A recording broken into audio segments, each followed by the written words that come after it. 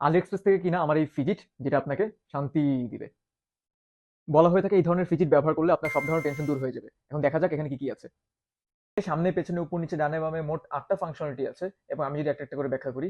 ফার্স্টেও যদি বলি সুইচের কথা, এখানে দুই ধরনের সুইচ আছে। দুইটা প্রেস হয় আর দুইটা প্রেস হয় না। আর তারপর হচ্ছে জয়স্টিক। তারপর এখানে কিছু একটা যেটা আমি জানি না কি বলে, এটা প্রেস করার পর আবার আগের জায়গায় চলে আসে। তারপর সুইচ। আর এখানে আছে এটা ঘোরানোর জন্য, যেটা কাজ করে না, এখন নষ্ট হয়ে গেছে কোনো কারণে।